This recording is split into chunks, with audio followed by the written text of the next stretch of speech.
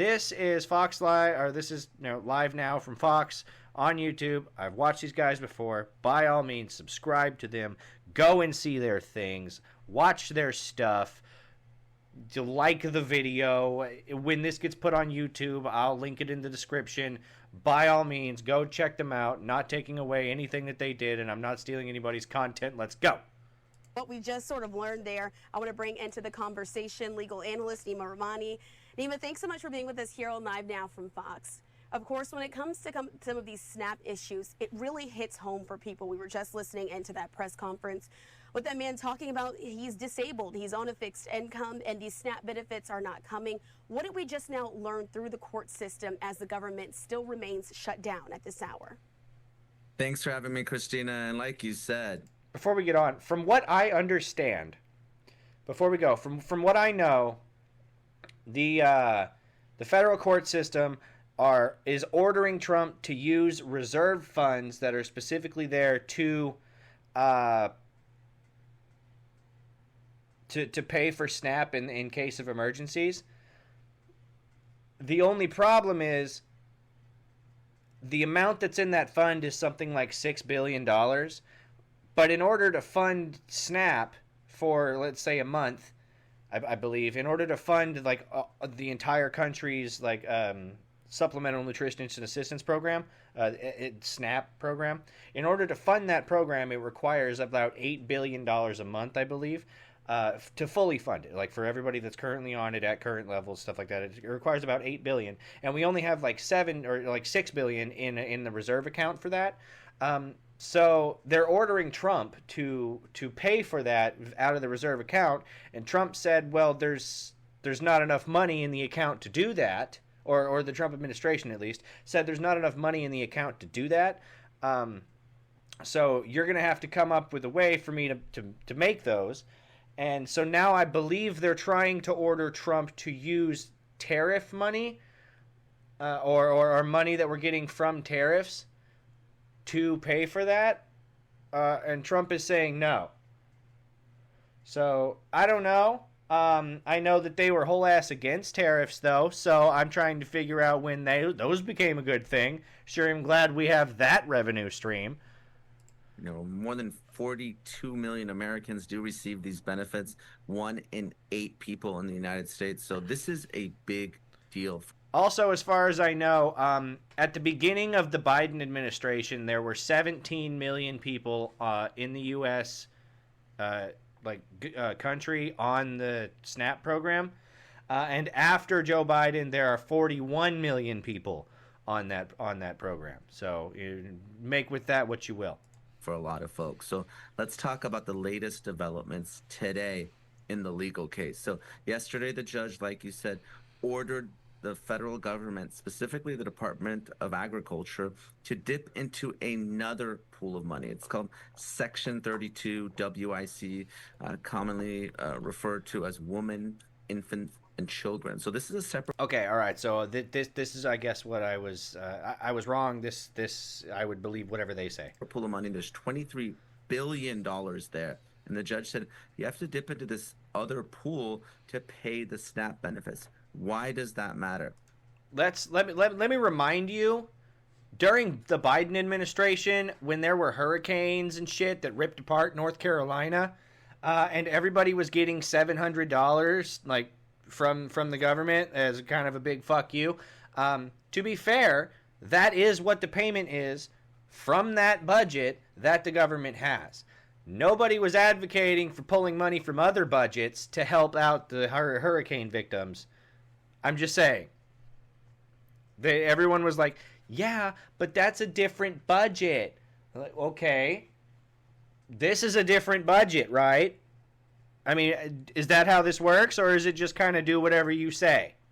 Well, that program typically costs the government about $3 billion a month. So there's a lot of money there that can come backfill this shortfall. We know the SNAP program costs the federal government approximately $8.5 to $9 billion a month. So this additional this is what I said, $8 billion a month. Yep. Additional money could potentially fund the program through the end of the year. Now, the federal government is saying that this is unlawful. You can't force the government to pull from one pool of money to pay for another.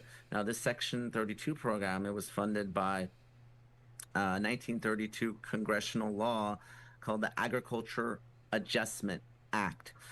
And the second argument that the government is making is, and the problem is most people aren't going to do any research at all to figure any of this out, or even find out what's going on. They're just going to hear that the Trump administration is arguing to not fund the SNAP program, and they're going to take that as, oh, Trump's starving civilians. And that's what the Democrats are going to run with. And it's so damn transparent, it's crazy. All right, this is a whole ass glass campaign. That this is a judge telling Congress to appropriate funds and to spend money. And that's true. The nonprofits that sued in the cities, they said no. I believe it is entirely up to Congress how they appropriate funds. It is not up to the judiciary in any capacity. So this money. Side note, I am taking my family to DC in a few weeks, and I really hope that the government shutdown is over, because I want to go and see the Smithsonian museums and like go to the National Zoo and stuff, but I won't be able to if it's still shut down. I'll still be able to see the monuments and stuff, but that's it, and I don't want that. I want to see all the things. Open it back up, damn it. Democrats, stop this bullshit. It has already been apportioned. It just has to be spent, and the USDA is refusing to do so. Today, the government filed an appeal and asked for an emergency stay. A stay would be putting that lower court's ruling on hold. And the First Circuit Court of Appeals, they declined to do so. So as we're speaking right now, Christina, that order is in place. The government must fund the SNAP program. And Pam Bondi said that the department is going to appeal to the U.S. Supreme Court. So we'll see if the justices weigh in and put that lower court ruling on hold. Otherwise, SNAP benefits should be flowing to millions of Americans. That's really interesting, Nima, because there are people who were expecting that money to be on their card a week ago. They're now expecting, some of them who had the date set as today, that their cards would be refilled. But it seems like the legal aspect of this is still able to hold up those funds during that process. What allows for that? Is that just the nature of the court system now that they're trying to take this all the way to the Supreme Court? So there's two issues going on. The first is the position that the Trump administration took in these cases. First, they said that they're not going to pay any benefits. Then they said they're going to pay 50%. Then they said they're not going to pay. Then they said they're going to pay 65% because there wasn't enough money. It was just that initial contingency fee fund that we talked about last week, which was supposed to be spent on emergencies, natural disasters. That was only $5 billion. So that's not enough to get through the end of November. So some of it was the back and forth with the administration, whether they're going to follow this order, whether they were going to appeal it. I mean, that's the heart of it, right? Like, without a continuing funding resolution passed by the legislative branch of the government, if the legislative branch does not do their job and agree to a continuing resolution to fund the government, however they agree to do it, there just isn't enough money for these programs. Eventually, the money that is set aside for these programs will run out if there is no funding to the government. Right now, the only funding that we're getting is coming from tariff revenue and taxes. But there is no new funding coming from that. Right? Like, does that make sense? The government is not working right now. Everything's shut down. Now, once it opens back up, they'll, get back on the books and get everything back up to date. But right now, nothing's going on. And if nothing's going on, there is no new funds filling up the account that funds these programs. Eventually, the money will run out. And the Trump administration is telling them that. And they don't like the way that it sounds. And to be fair, yeah, optics are terrible on it. But somebody's got to be real about this. We obviously had two different cases, one pending. And we do have to have a conversation about which programs we'd like to keep and which we'd like to get rid of, because we do need to trim the fat here. That there's far too much money going into a far too inflated government in the United States. I am for small government, and I think that's what's best. in Massachusetts that was filed by the states, and the cities and nonprofits filed in Rhode Island, which we're talking about here. But there's also procedural hurdles, Christina, because even though the federal government funds this, it's not something that the federal government administers themselves. They give this money to the states, and the states have to provide it to their residents. So there's a whole administrative layer. In states like California, the funds are provided on these electronic cards. So even if the federal government turns on the funding, it still has to go to the states, and there's still this process that can take days or even longer. So even though the government has said that they would partially fund it while this litigation plays out, there's many people that have received no benefits whatsoever, or really pennies on the dollar for what they would otherwise be owed. That's why Judge McConnell's decision is so important, because what he said is the full program needs to be funded 100%. So if his Right, sure, the full program needs to be funded. How? There's not enough money in the reserve, so how? Now you're ordering me to pull money from a different budget, but we're not allowed to do that. And moreover, the judicial branch is not allowed to order the legislative branch to do that. Because that, how things are funded and where money goes is entirely the purview of the legislative branch of government. It is entirely the purview of Congress and the I don't know if it's the Appropriations Committee or maybe just like the Treasury or something like that. Regardless, it's the legislative branch that is allowed to do that, and nobody else. The executive branch can't order them to do that. That's the thing. That's what they're trying to get at. And the optics look terrible, but someone has to be real about it. This ruling sticks and the Supreme Court doesn't step in and the government follows that order, everyone should be receiving their SNAP benefits in a matter of days. I'm interested to learn a little bit more about that, but I also want to put this up on the screen for folks at home. This is from the New Jersey Governor Phil Murphy saying this morning following a federal court order, the U.S. Department of Agriculture finally made funding for November SNAP benefits available. They said that they acted immediately there in the state to process full SNAP benefits to eligible residents. I thank the court for intervening, and I applaud all who stepped up, especially for our food banks and community kitchens who mobilized quickly on the front lines to mitigate the impact of this avoidable crisis. And it's not just there in New Jersey, as you were mentioning there, Nima, that we're seeing this. Officials from California, Wisconsin, Kansas, and Pennsylvania said that full SNAP benefits were already available to some of those recipients. Kathy Hochul said that she had also directed. Yeah, because they decided to fund it all up front, and now they're running at a few billion or a few tens of million deficit.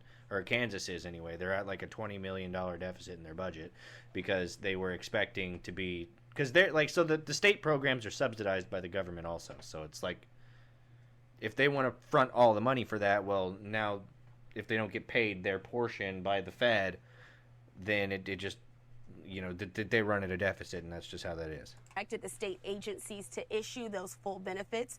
You were speaking there. What happens, though, towards the end of the month? So with this money that's already been allocated to the states, they've sent it out.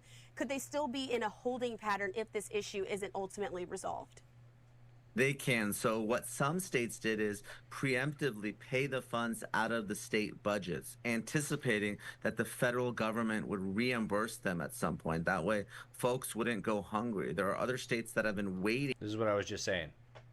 They hoping the federal government would reimburse them in some way. For the federal government to issue those funds before they started paying the benefits. That's why you see very different outcomes in each state, because again, it's not a federally administered program. And you have states that have been preemptively starting to pay people, drawing from other parts of state budgets to make sure folks don't go hungry. And I know it's very frustrating. I'm sure people that are watching are having a difficult time making sense of all this because, they're hearing things on social media. They have loved ones and friends in other states that are receiving. Governor Josh Shapiro of Kentucky says, in 2 weeks, we sued the Trump admin. We won. We declared a state of emergency and directed millions of dollars directly to our food banks. We stood together as Pennsylvanians. Oh, sorry, I'm dumb. Pennsylvanians. Sorry. Donating time, money, and food to our neighbors who needed it most. And because we fought and won, Pennsylvania is now in the process of driving out November SNAP benefits. Great, good for them. Pennsylvania's giving people November SNAP benefits. The problem is that they're going to run on a deficit from that because they're going to have to pull from different parts of their state budget because they're not going to be subsidized by the government. This is the shit. Like, listen, when Mamdani, who just won the mayoral office in New York, whenever he implements all the policies that he's at least even allowed to do, whenever he implements those policies, there's not going to be enough money in his budget to fund them because all the businesses and all the people are going to fucking leave. So there's not going to be enough money in his budget, and he's going to want the federal government to subsidize those programs as well. That's the fight for another time, but it is going to be a fight. Receiving full benefits, but they might not be. There's this litigation that is playing out in multiple states and in multiple courts of appeal. I think ultimately what really needs to happen, Christina, is the Supreme Court needs to weigh in. I mean, this is such an important issue that affects so many Americans. So hopefully now that First Circuit emergency stay has been denied, the Supreme Court can weigh in and say, listen, do we want to put this lower judge's order on hold, pause it, or do we want to decline to do so? Declining to act is essentially like acting. I'm not saying that this case won't necessarily have a different outcome down the road, but really this is a national emergency. So the conservative Supreme Court said it is fair. It is 1,000% a national emergency. This is a problem. But I also think we need to let Darwin do his thing, and I really don't think that people need to be suckling at the teat of the federal government as much as they have been. If you can't provide for yourself, there's a problem. If you need to get on these benefits until you can provide for yourself again, that's fine. But living off of these benefits and just expecting it because we should be giving stuff to you is a problem also. I mean, it's a give a man a fish versus teach a man to fish type thing, right? Like, says that we're going to keep this lower order in place. I would fully expect the USDA to issue 100% of these SNAP benefits, to pull from those WIC resources like Judge McConnell asked for, and to fund these benefits again for the next couple of months. And Nima, I would like to know, so if the government is ooh, damn, pulling from WIC. Reopened today, they just held a vote not too long ago there in the Senate. Of course, we know that they're expected to be back there on the Senate floor at noon tomorrow. If the government reopens, does this all go away, or will this continue to go up the chain until there's resolution that may impact future shutdowns? He already said this. Once it reopens, it could take a couple of weeks, depending on the fight legally and legislatively. If they're to occur. Potentially, yes. There's 3 ways for people to get their SNAP benefits if the government opens, and 2 ways if they don't. The 2 ways that if they don't is if a judge orders the USDA to pay these funds to the state and they're paid, or the state decides to pay them on their own. The 3 ways people can get their SNAP benefits if the government reopens is, 1, if Congress passes a comprehensive spending bill. I think that's going to take quite some time. The second way would be if there's a continuing resolution that just continues the previous payments made before the like the one that they have up right now, continue the previous payments. Shutdown. That's typically what happens. The third way, and given that this is such an important issue, is that Congress passes a standalone bill related to SNAP benefits and food stamps, and it goes through both chambers of Congress and is passed and signed by the president. So those are the 3 ways: comprehensive spending bill, continuing resolution, or a standalone bill that folks can get their SNAP benefits if and when the government reopens. All right, it'll certainly be something that we're continuing to watch here on Live Now from Fox. Nima Rahmani here with us. Nima, anything that we missed, or we're just going to have to hang on and wait, as you've kind of been saying, we're in this holding pattern? I think we're going to have to hang on and wait, but really all eyes should be on the Supreme Court. Pam Bondi is going to appeal. If the justices step in, they can easily change that order one way or another. And of course, yep, he is right. All eyes should be on the Supreme Court. Anyway, subscribe to me on X at @real_Sestill. Follow me on YouTube and Rumble, depending on whether or not you like either of those. I'm everywhere that videos are made. And I will catch you guys next week.